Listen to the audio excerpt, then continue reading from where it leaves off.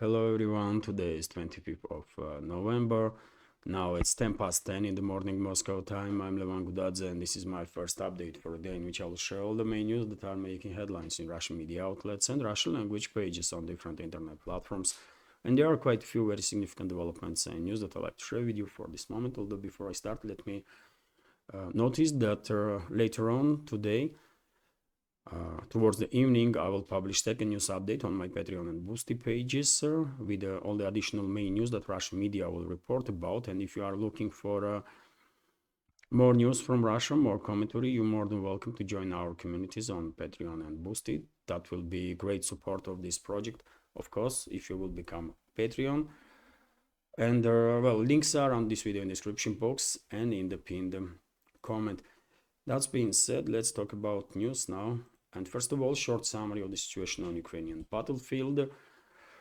As I said many times before, Kiev regime's forces are stretched way beyond their limits, and therefore they are absolutely unable to slow down Russian progress in many directions. And of course, South-Donets sector is one of the areas where Russian progress of the Russian armed forces are very significant, and the latest reports are that Russian troops further improve positions in Velikaya Novoselovka and Vremevsky salient area, and their operations are conducted inside the Velikaya Novoselovka itself, a relatively large town on South-Donetsk sector, as you can see, dear friends, on the map.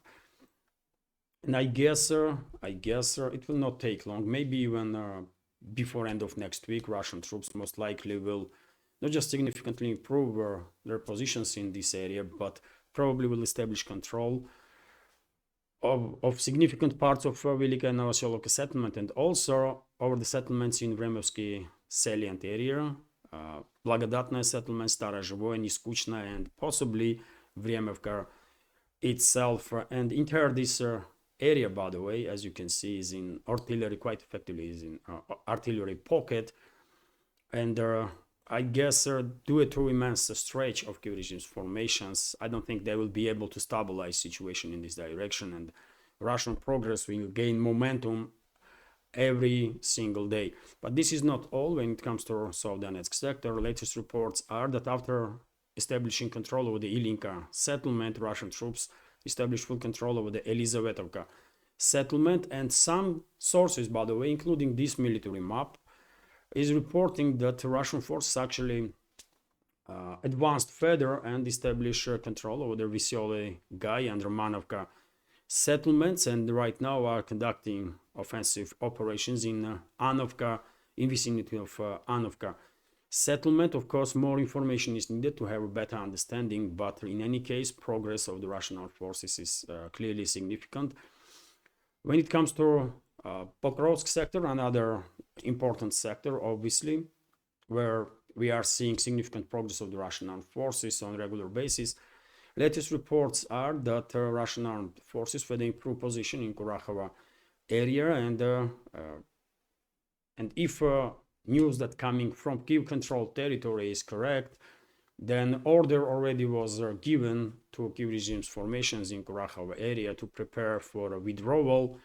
And we might see next several days full liberation of Kurakhova from Kiev regime's formations. Today, on one of the media outlets, I read information that Kiev regime's formations in this direction are basically in a fire pocket, and their withdrawal not gonna be easy.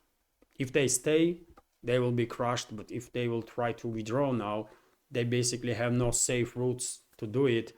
So even withdrawal will be very costly for Kiev regime's formations. When it comes to Pokrovsk sector, we also have update that Russian armed forces established control of the Pustinka settlement. This is also southern flank of Pokrovsk sector. Next is Toretsk, of course, and Russian armed forces further improving their positions in Toretsk area. Many videos are circulating on internet about battles, storming operation that Russian troops are conducting inside the central and northern western parts of this city, and the advance of Russian armed forces is so rapid lately, especially last several days in Torets sector that I would not be surprised at all if before end of this week Russian troops will establish full control over the Toretsk. It is highly likely in my understanding. Also, Russian troops continue advances in Chisovyar direction, despite the deployment by Kyiv regime's special forces in Chisovyar to stabilize their situation. They are unable to stop Russian troops, and yet again, there are many videos on internet about progress of the Russian armed forces in Chisovyar direction. I guess it is only a matter of weeks now, maybe 1-2 weeks, and probably Chisovyar will be completely liberated. Also, no reports about some significant changes in Seversk direction.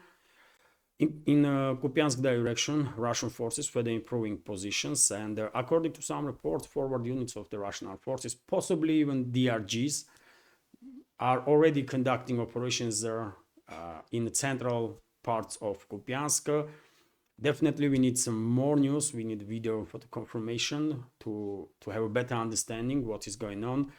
But I think if there was clashes in central parts of Kupiansk, most likely this was Russian DRGs that were conducting operations, because if Russian main troops are now in the center of Kupiansk, that's of course immense progress that was achieved in just last couple of days. I already reported that Russian troops were conducting operations in Kupiansk, but even I was a bit surprised to see news on several Telegram channels that there are operations now conducted in central part of Kupiansk. Interesting. And I guess, by the way, it will not take long. It will not take long before Russian armed forces will establish full control over their left bank of the Oskol River in Kupiansk. As you can see, dear friends, this is Kupiansk, and there is a river here, and this is Oskol River, if I remember correctly. Yes, it is Oskol, and city is divided in two halves, and I guess left bank of the river in Kupiansk will become under Russian control in relatively short time, and then of course it will take little more time before Russian troops will conduct crossing operation to establish full control over this strategically important town. No information about some crucial changes in northern part of Kharkov region, in Volchansk and Liptsy areas. Some sort of operational pause has been established there, as far as I understand. And when it comes to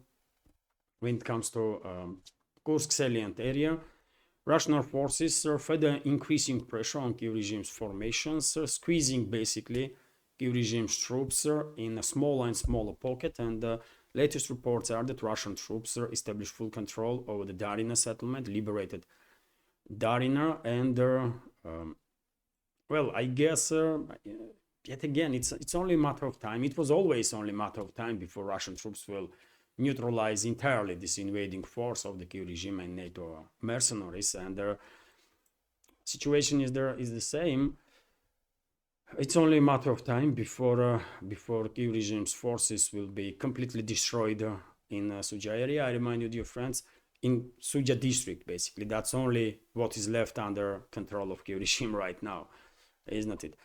And I remind you that according to Russian Defense Ministry, Kyiv regime already lost in Kursk salient area more than 35,000 military personnel and thousands of pieces of military equipment. So entire this Kursk invasion operation that was most likely prepared and ordered to Kyiv regime by NATO, British and US militaries, entire this operation was a total fiasco from the very beginning, by the way, and it is becoming clear more and more as time goes by.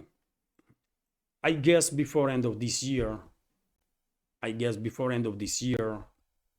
entire Kursk salient area will be liberated by Russian forces.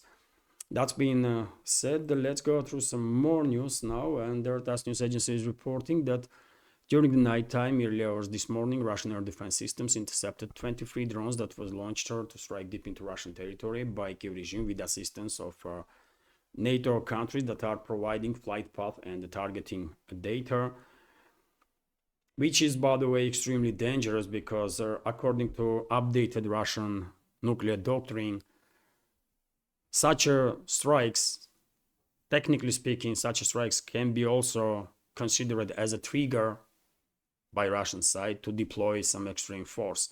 So Western ruling class is risking on daily basis and risking just way too much. Unfortunately, some drones seems like managed to bypass Russian air defense systems because reports are that in Kaluga region, industrial facility was targeted by several drones. Fire erupted on the place. Emergency services are working now to deal with the consequences of this strike, and at least for now, preliminary reports are indicating that there was no casualties as a result of this strike. Let's hope it is gonna stay this way and there will be no casualties, although on this picture, by the way, you can see some massive smoke. Some videos are also circulating with a huge fire. So unfortunately, there is a risk that employees of that enterprise could be harmed as a result of this strike. Also, dear friends, we have this report from Vzglyad newspaper about Russian progress in Elizavetovka settlement. I already mentioned that.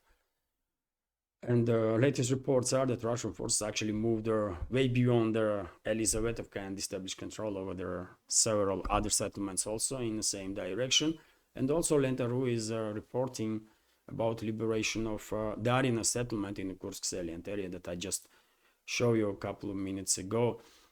When it comes to Kursk salient, by the way, interesting news here from RT, all the Russian media outlets report about it, that citizen of UK was captured in the Kursk salient area. So 22-year-old man who served as a signalman in the British Army until 2023 has reportedly been captured in Russia's Kursk region while fighting alongside the Ukrainian International Legion, which consists of foreign recruits that Moscow considers mercenaries. Russian forces captured the individual, who identified himself as James Scott Rees Anderson, near the village of Plyokhova, approximately 5 kilometers inside the Russian territory. According to a report from RIA Novosti and the TASS, several videos of his interrogation have been published by Russian Telegram channels.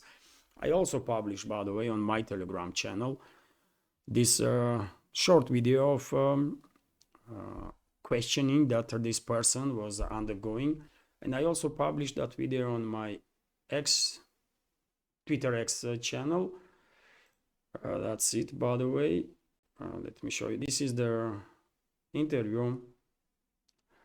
And if you have not seen it, you can see this short video on my X account or on my Telegram. Links to both pages are on this video in the description box and in the pinned comment. And by the way, if you are on Twitter X, lately I start relatively actively posting some stuff on X platform also. So please consider to join that.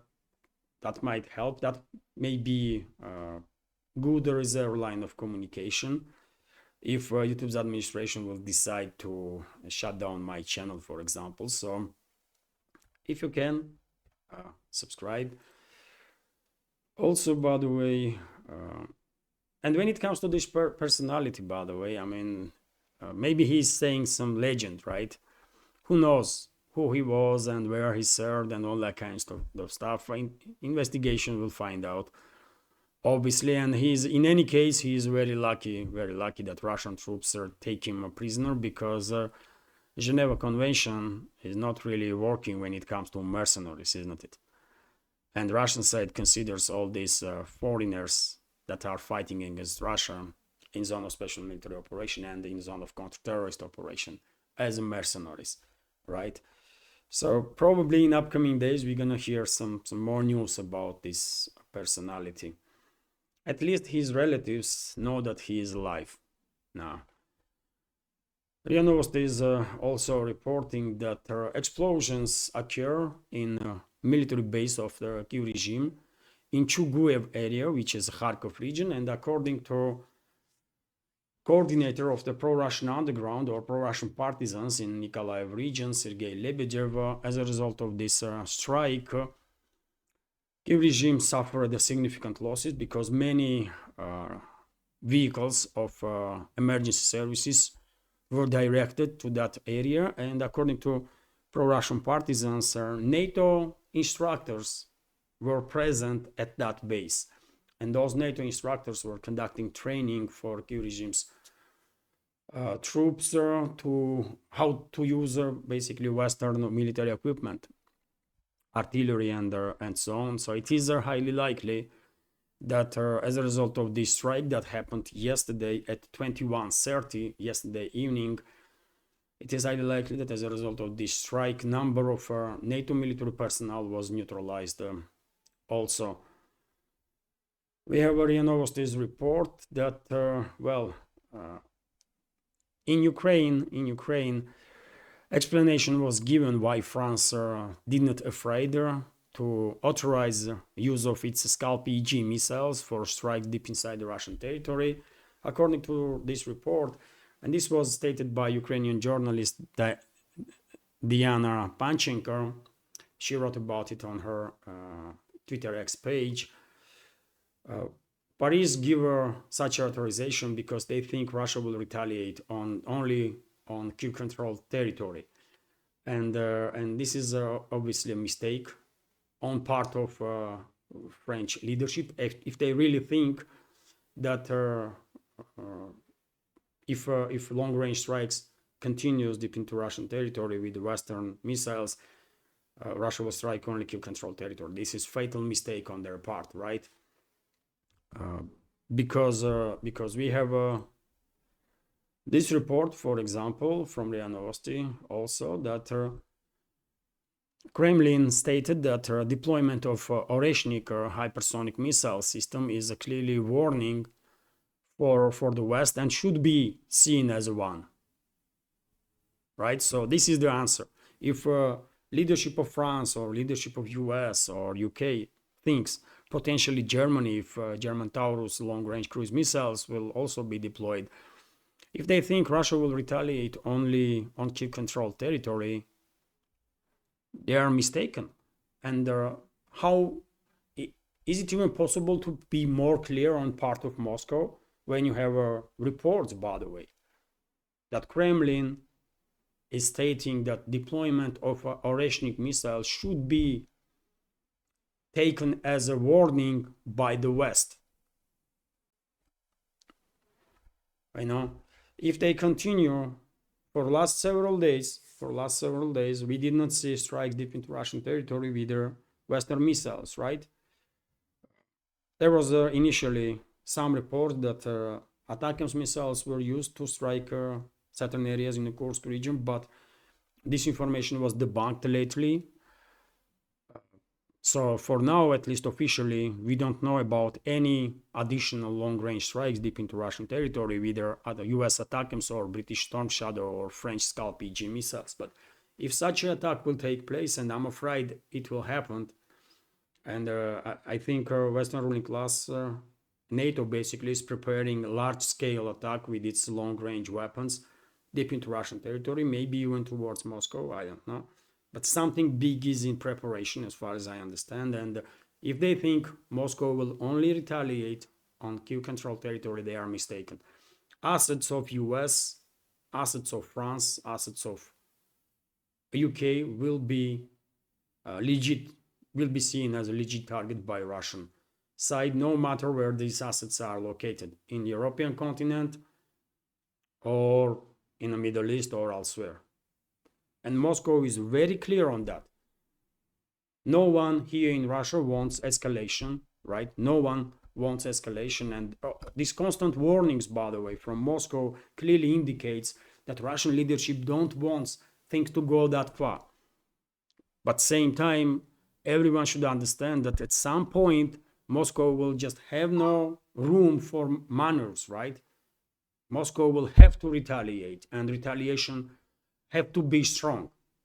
So much so that it will deter Western ruling class from further escalation, because we all understand if Western ruling elites are not stopped now, next phase of escalation is going to be not just these long-range missiles, but next phase of escalation is going to be nuclear, because Western ruling class already preparing this new narrative, already working on this new narrative and preparing ground for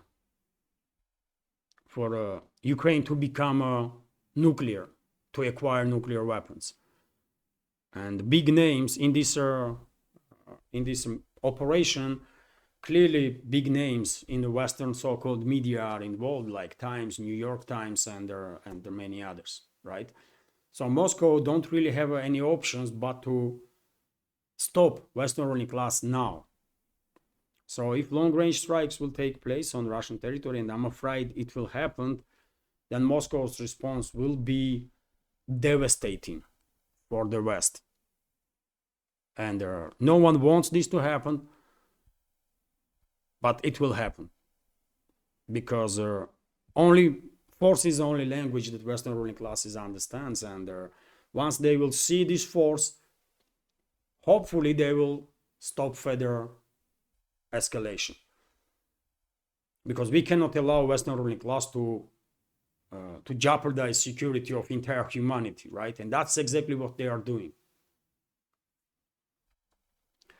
And on very same topic, by the way, we have our TASS news agency's report that deputy of the Russian Foreign Ministry, Sergei Ryabkov, also said that statements of Russian President Putin should be received by the West as a signal to be more careful, as a warning, right?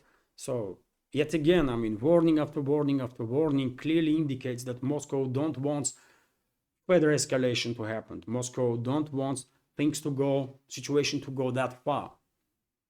And that's why these warnings are given, right? In hope that some cool heads among Western ruling class will prevail and will manage to, influence the actions of the West and de-escalate until it's too late. Let's translate, by the way, at least first sentence here for a little more details.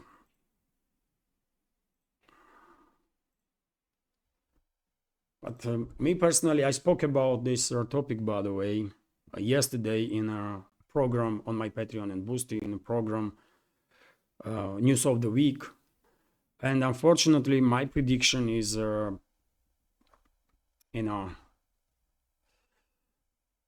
my prediction about further developments, further escalation is quite unpleasant, let's say this way. Although I don't believe that we will see full-scale war between NATO and Russia, but unfortunately, I'm quite sure before things get any better, we will see significant escalation between the sides. Not a full-scale war, but unfortunately, it seems to me almost inevitable that situation will get even worse in near future. And then situation will de-escalate, because at some point, Western ruling class will have no option but to come to its senses, because I really don't think they are suicidal. So instinct of self-preservation will force them eventually to start talking to Moscow and start de-escalating. The address of the Russian President Vladimir Putin after the use of Oreshnik missile was a signal to the West that Moscow is able to find a military answer to a new challenges. Russia will ensure its fundamental security interests by all means, Russian Deputy Foreign Minister Sergei Ryabkov said in a comment to Izvestia newspaper. So, I mean, it is what it is, man. It is what it is. Russia will use whatever force is necessary to protect itself, any means. First of all, this is a signal that we are showing determination to respond to provocations and escalating steps of the Western sponsors of the Kyiv regime, so that they understand the seriousness of the moment and our ability to find a military answer to new challenges, the deputy minister said, commenting on the appeal of the Russian leader after the test of Oreshnik system. So yes, this Ukrainian journalist, by the way, Diana Panchenko, is correct in her skepticism that if Western ruling elites think that Moscow will only retaliate for further escalation by the West with the strikes only in Kyiv-controlled territory, they are mistaken. They are mistaken big time. Let's continue with some more news. And well, this personality, by the way, Lindsey Graham, this clown that is a senator, by the way. It's unbelievable, but this person is a senator in the US, which clearly says quite a lot, isn't it, about state that US is right now. And he is not alone, isn't it? With the exception of few individuals, US Senate and US Congress is full of garbage like Lindsey Graham. Am I correct? Hardly anyone will dispute that.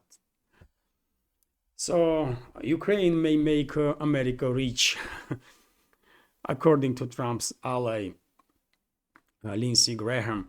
So Ukraine could be extremely useful to US because it is brimming with available natural resources and is willing to negotiate an agreement with Washington on extraction.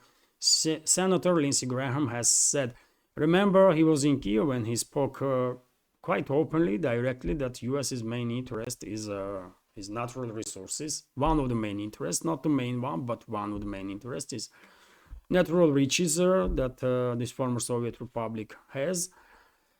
And he is basically doubling down on his own quite crazy statements. I mean, he did not even trying to play around these topics that, they are fighting for democracy and the rights of this and that, or Ukraine. They don't care about Ukraine, by the way. He is very clear on that. They don't care about Ukrainians. They don't care about citizens of this former Soviet Republic. They don't care about anything except their own interests, as they see it, right?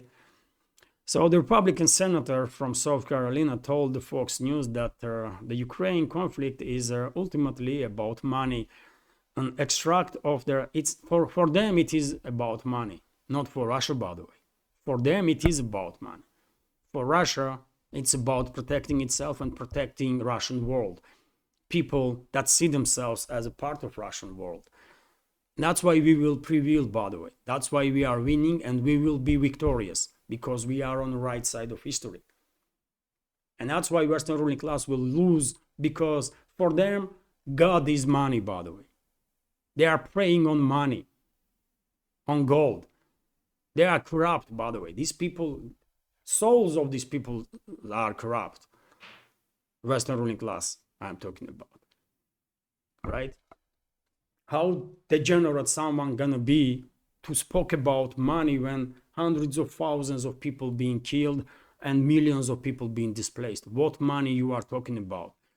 I mean, this is total disgrace of the humanity, but he's honest, by the way. He may not understand, he's just too stupid. He don't understand how he's been seen by world while he's, or Western ruling class in general, because, he is a puppet of Western ruling class, isn't it? And they all think same. So the Republican senator from South Carolina told Fox News that the Ukrainian conflict is ultimately about money. An extract of their interview was published on their senator's YouTube channel on Wednesday. You know that the richest country in all of Europe for rare earth materials is Ukraine. He said, estimating the worth of $2 to $7 trillion. Graham added that Ukraine is ready to do a deal with US but not Russia. So it is in our interest to make sure that Russia does not take over the place, he said, describing Ukraine as the breadbasket of the world. We can make money and have an economic relationships with Ukraine. It would be very beneficial to us with the peace. Graham went on to say, Donald Trump is going to do a deal to get our money back, to enrich ourselves with the rare earth materials. A good deal for Ukraine and us.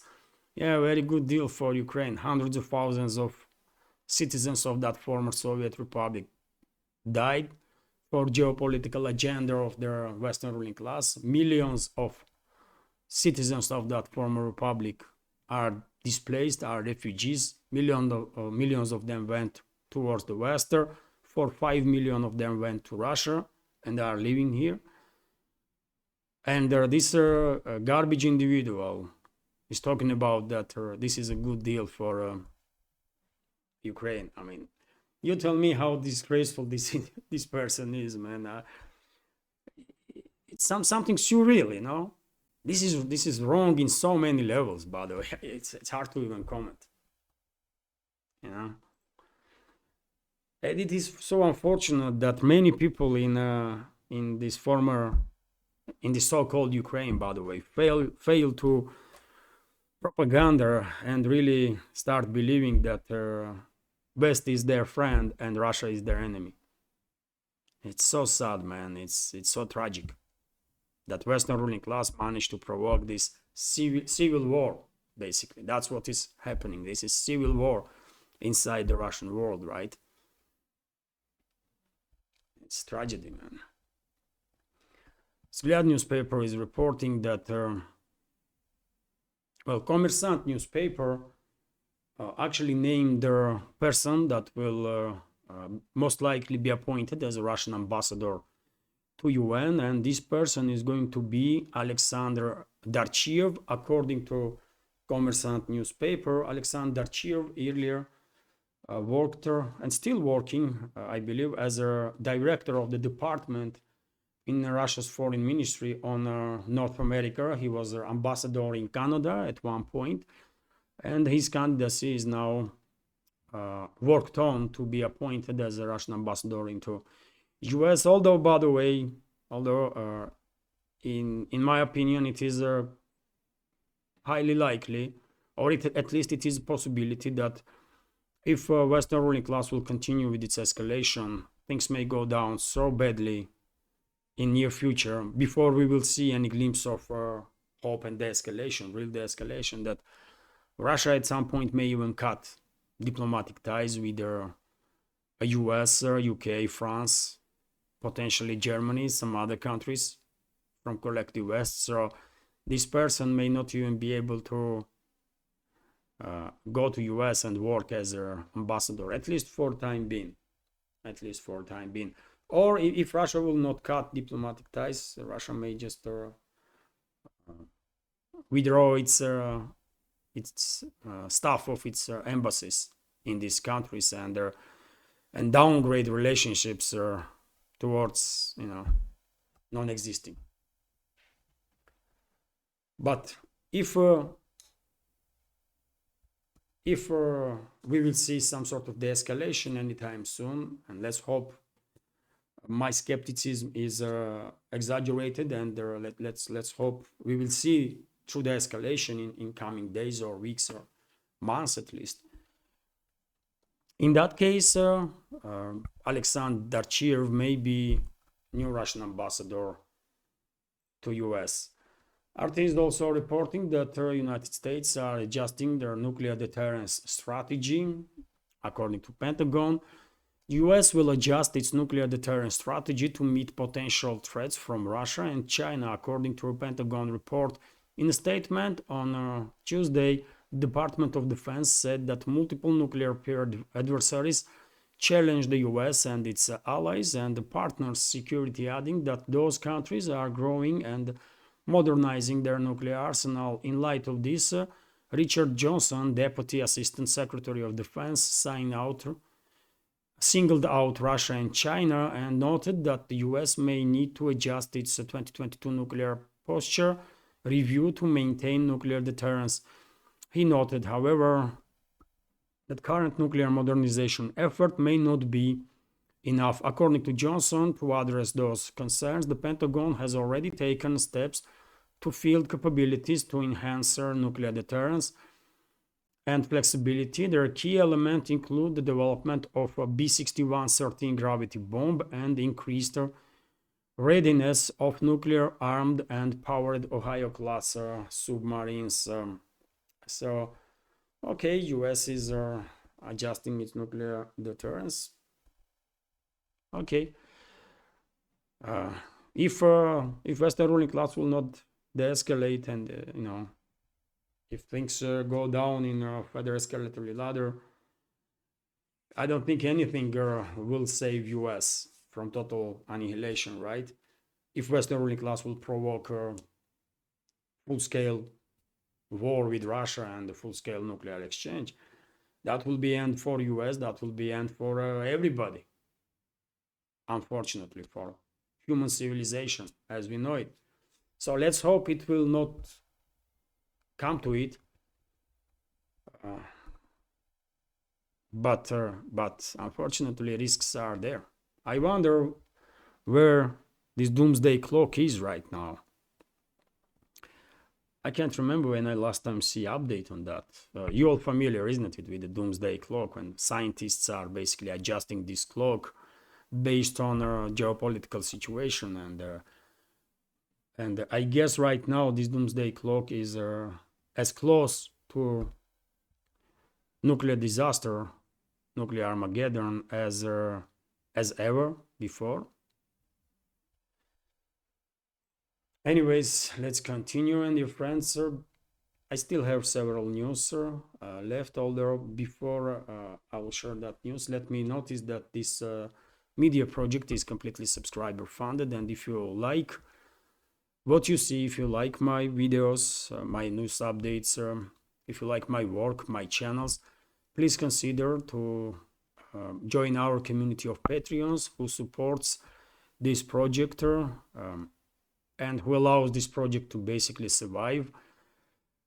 You can support with your donations through PayPal or Boosty, or by subscribing to my pages on Patreon platform and the Boosty platform. All the links are on this video in description box and in the pinned comment.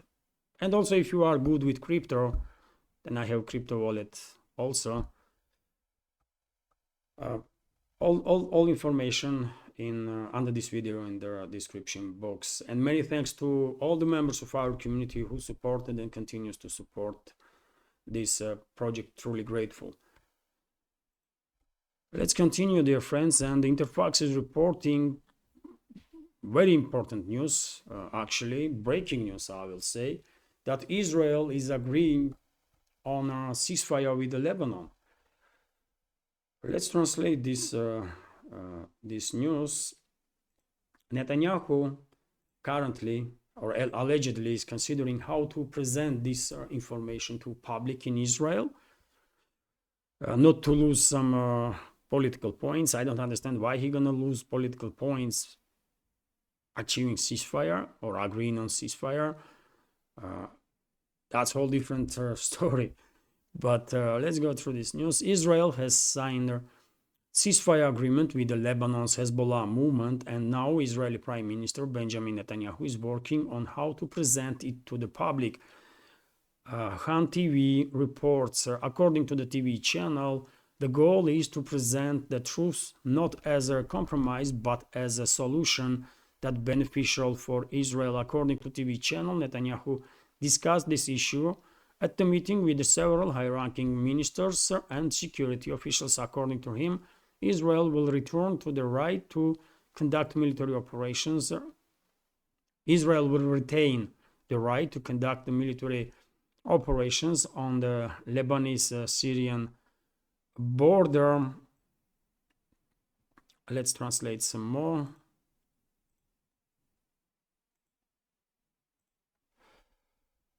In addition, Washington has given Israel guarantees that it will be able to act if Hezbollah violates the agreement. Hezbollah leader Haim Qassem said last week that the movement has considered a truce proposal and submitted a response, and that the decision was now up to Israel. Earlier, U.S. Presidential advisor Amos Hochstein told Israeli officials that this is their last chance to move forward with their implementation of the deal, and if they do not accept it, he will abandon his efforts. In this case, Israel and Hezbollah will have to wait for President-elect Donald Trump to take office in January. So, according to this report, Israel, Netanyahu, signed up for this peace deal, but I don't trust this person, by the way. I don't trust Netanyahu or anybody from his cabinet, and therefore this information should be taken with a pinch of salt, like any other news, by the way, nowadays, because we are living in such times that everything should be checked and double-checked and so on, right? But there were so much talks previously, isn't it, about peace, and peace was never achieved, right? And therefore, I'm a bit skeptical about this news. Although, if true, if we will see the escalation between Israel and Lebanon, of course, that will be great news, or at least something good that had happened in Middle East lately. And the hope is that somehow international community will force Netanyahu's government to de-escalate in Gaza and the West Bank also.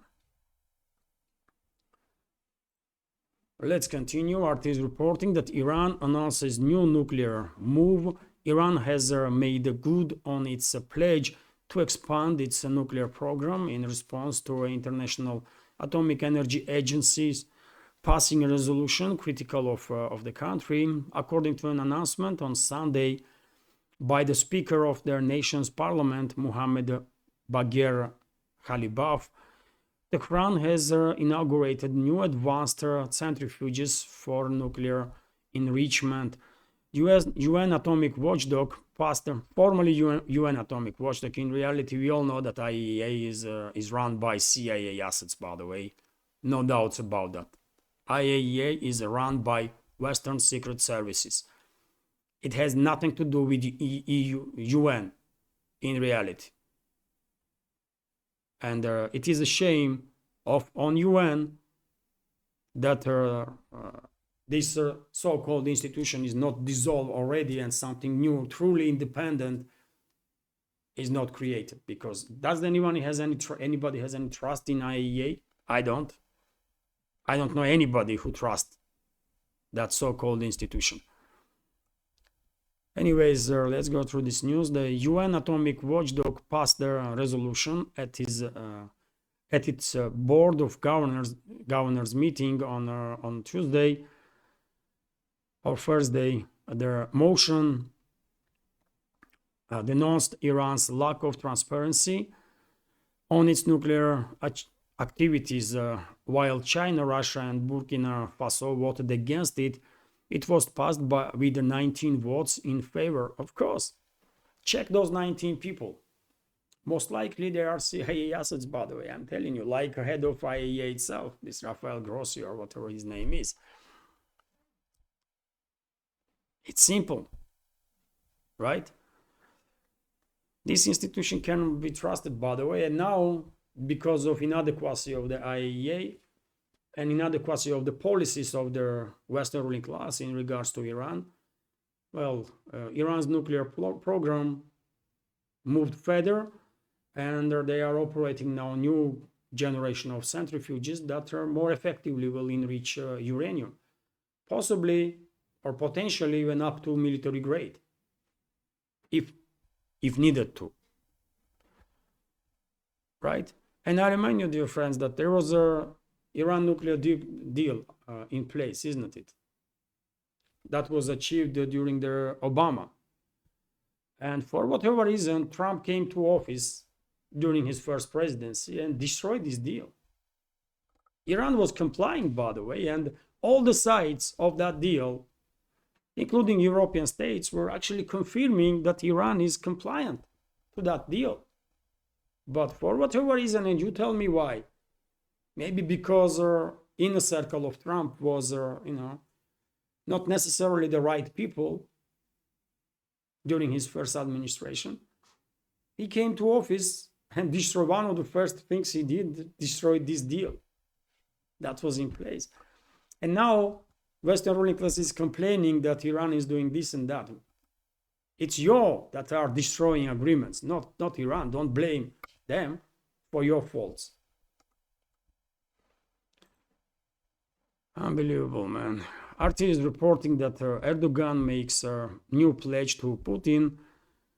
So the Turkish president Recep Tayyip Erdogan has a pledge to increase trade flows between Turkey and Russia following a phone call with Russia's President Vladimir Putin on Sunday. In a statement released after the call, Erdogan's office said that he and Putin discussed Turkey-Russia bilateral relations as well as regional and global issues, with Erdogan stating that he aims to further their cooperation, to alter basically cooperation between Turkey and Russia in many areas, particularly by expanding the trade volume between the two countries. And well, Turkey definitely needs to, Turkey's economy is not really in the best shape right now and for quite a while now. And it is quite understandable that Turkey sees Russia and Turkey sees BRICS as a great opportunity, cooperation with Russia and the BRICS. Well, if Ankara will act friendly towards Russia and BRICS member states, other BRICS member states, if whatever issues there is in place, and there are some issues, by the way, nothing is that smooth, right? That it might be seen from outside between Moscow and Erdogan. There's Moscow and Ankara. There are many topics that sides have differences, like like Syria, like North Africa, certain areas. So yes, there is some issues that both sides needs to work on to resolve it, but meanwhile, economical cooperation is definitely going to be beneficial for both, so why not? Is not it? At least, even though I'm not happy with the actions of Turkey, for many reasons, by the way, Turkish companies are providing key regime with weapon systems, and with green light from Ankara, obviously, right? I remind you that Ankara released Ukrainian neo-Nazis that should stay in Turkey until this conflict would end. And there are many reasons in the place why I'm, one may be critical of policies of Ankara towards Russia, but at least Turkey is not acting as aggressively towards Russia as some other NATO member states, or majority of the NATO member states, let's say this way, right? So therefore, there is clearly ground on which cooperation may take place and relationships may further, get better between the two. And finally, dear friends, I'll give you this news that according to RT, once again, million people in UK, by the way, are demanding now new elections. So more than 1 million people have signed the online petition calling for a new general elections in UK, just a month after Prime Minister Keir Starmer came to power in an historic landslide for the Labour Party. Filed on Wednesday, the petition accuses Starmer and Labour of going back on the promises they laid out in the lead up to the last elections, and calls on Parliament to debate a redo of the vote. As of Sunday afternoon, it has attracted more than 1 million signatures with around 2,000 new signatures added per minute. Petition reaching 100,000 signatures must be debated by parliament unless the issue has already been debated recently or there is a debate scheduled for the near future, according to government's petition site. Well, by the way, that's a quite achievement, isn't it, for a new government of UK to be this failure that people are rebelling after months, by the way.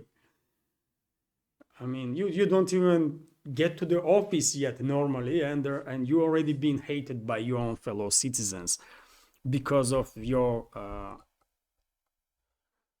failing policies and because of your lies, because that's what Labour's did, isn't it? They lie to people. They are not even planning to deliver on their promises, right? And nowadays, I'm not even sure there is a really significant difference between Labours or Conservatives. I mean, they are all the same, right? They're all working for one decision-making center, you know, and they are just acting on the public. That's all it is, you know. And this can be said about many political systems in collective West countries. It's just act, mainly because true decision makers usually are staying in shadows, and no one from ordinary people will probably ever know their names, right? People that really are pulling the strings, and they are giving us these puppets that sometimes can act properly, and they are managing to you know, deceive public. Sometimes they are just too bad of actors, and they are unable to deceive public. And you, in that case, you see such a response when over 1 million people now sign up for this petition to conduct their new general elections. I don't think it is going to happen, but we will see. We will see. Anyways, quite an achievement on part of Labour government there, man. To be hated in after months being in office, months or two, when last general elections were. That's a quite an achievement, by the way. I guess current government in UK or current prime minister probably are less popular than any other government ever, if you take time that they are in power formally. Anyways, this is it for now, dear friends. Hopefully you will find the news selection that I presented interesting, useful, and if so, please click that like button and leave some commentary. This might help to deal with the algorithm to reach wider audience, and please share information about my channel with your friends in real life or on internet. And finally, as I already mentioned, this project is completely subscriber funded, and if you like this channel, if you like to support my work, you can do it. All the links are on this video in the description box and in the pinned comment. This is it for now. Have a wonderful day and take care.